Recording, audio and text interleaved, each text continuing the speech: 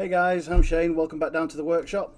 So today's video we're going to be covering detailing, how I use 3 simple methods to make details on armour and weapons for LARP or cosplay. So I hope you'll stick around and hit the subscribe button and the bell button, you'll know when I go live with new stuff for you. So we are going to add some detail to some weapons. Now the weapon we've just finished, which was the Elven curved sword, as you know we have this detailing in lettering here. That's an example of the subtraction method. Same with the blood rivet down the side. Now these bits, the crossguard, have a combination of subtracting and adding, because we're just adding layers one on top of the other and shaping it in certain ways. Same with this part here. Okay, they are very basic, very basic ways of doing it. Then you can move on to more advanced methods like this. This is the demon sword. This is up on my Etsy store if you want to have a look, and on my Instagram. Now we have flame details, we have the demon horn type detail, rubies, a painting effect. Obviously this is all painted, teeth, and then we have more flames and ridges and shaping. So this is a good example of everything. All right, and this is a LARP sword, so it's designed to fight with. Okay, so we're going to start with method 1, which is subtracting. Okay, now there's a number of ways we can subtract from our weapon. Now this is just a bit of 10mm scrap foam. I've got some other pieces here. If I was to cut this out, so we're going to start with a very simple process.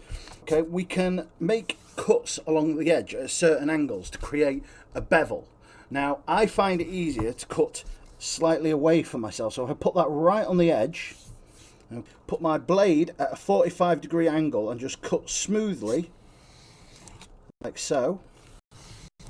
You might need to do a couple of runs. Yeah, move that away and then take that extra piece away. We then have a lovely bevel.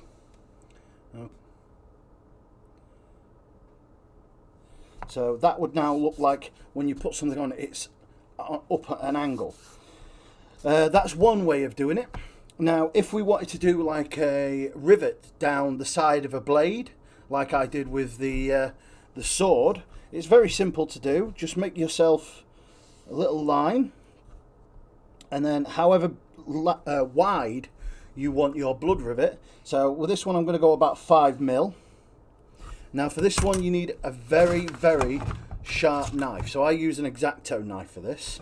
2 lines, left and right. So we're going to start with the right.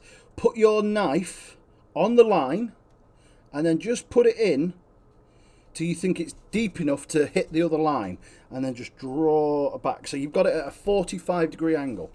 Very simple, it's not rocket science, it's nice and easy. Don't press too hard or you will go too deep. So I've got the blade at a 45-degree angle on that first line. Just make sure it's nice and smooth. Then we turn it around, which is easier on a bit of scrap rather than a proper piece of foam or weapon or armour.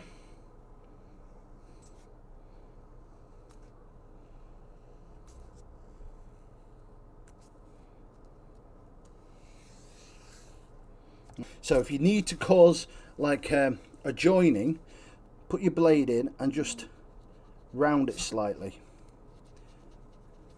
and then you could just peel that out and you have a lovely smooth groove. Now just to make that a little bit smoother, get a bit of sandpaper, roll it up nice and tight, and then you can put that inside and just scrape it, which will widen it just that slight bit. Look, I'll just do this side so you can see.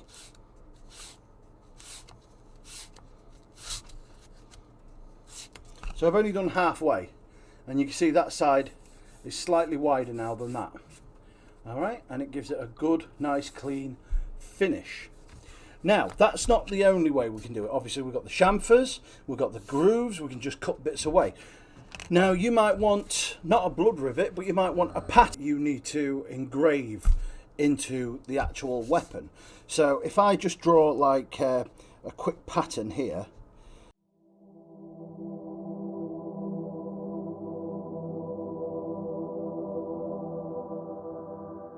there's a basic rough design. that we can use. Now, because of the angles and such, it's really hard to get into, but if you use it at a 45-degree angle, right, and just stay on the lines, don't go too deep.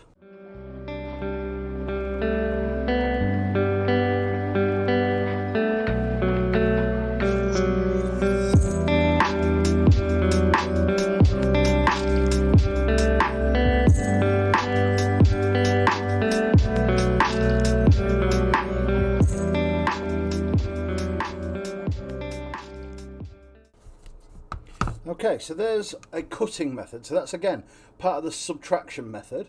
Now the last one, this other side, there is another way we can do these details, and it's the same with lines. So these two lines and these parts I'm going to do with a wood burner. Now this is red hot, please be careful guys. They get very hot as you're using them, okay? And be very gentle. Always wear a respirator when you do this.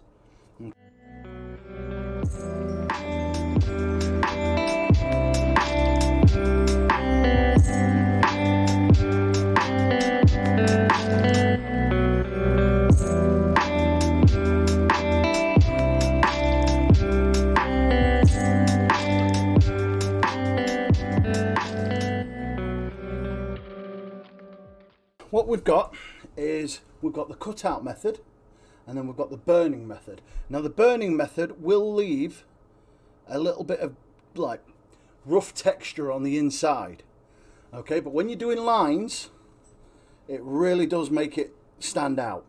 All right, lines with a burning tool are brilliant.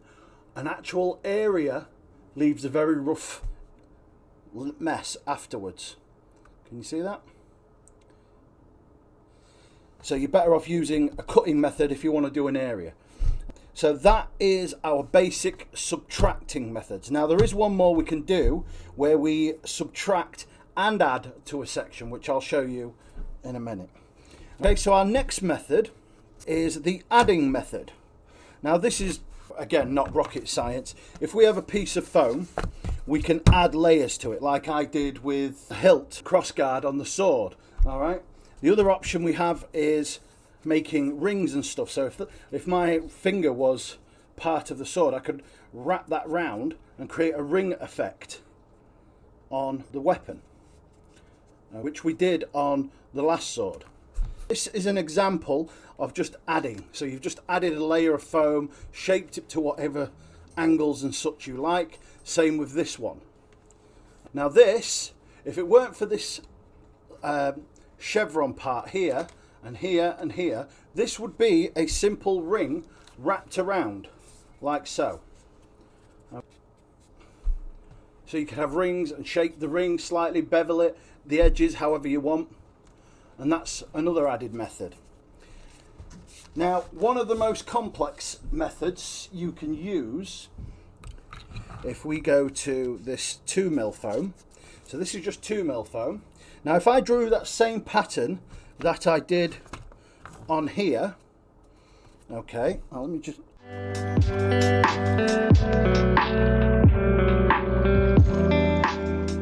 Right, now I can cut those out. This time cut them out completely. Use a sharp knife so you get nice sharp edges.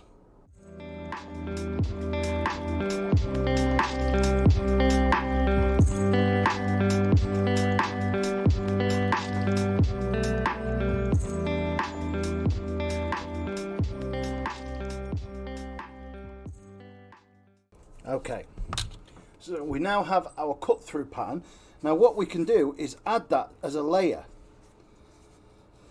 So you have the raised pattern that we wanted, as well as a sunken pattern. So when we latex this, that's going to all blend in with the latex, just taking out some of this edging, just rounded it slightly, and it adds a really good effect to your weapon or armour. Okay, so you have subtracting, then you have adding, so you're literally just adding 5mm or 10mm to it, creating a pattern however you want, or you can add detailed patterns like so to a bit of foam. That could be part of your crossguard or part of your pommel underneath.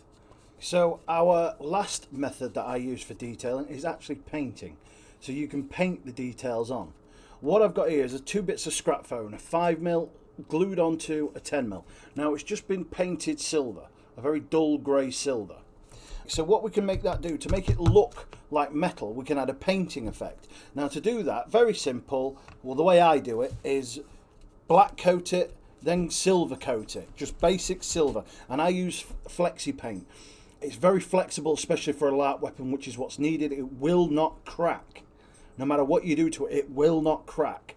Okay, and this is Tamara. This just adds a little bit of sheen to it. So once you've got a little bit, and I do mean a little bit, just go over the edges and just drag it across, and it will add like a shine to it.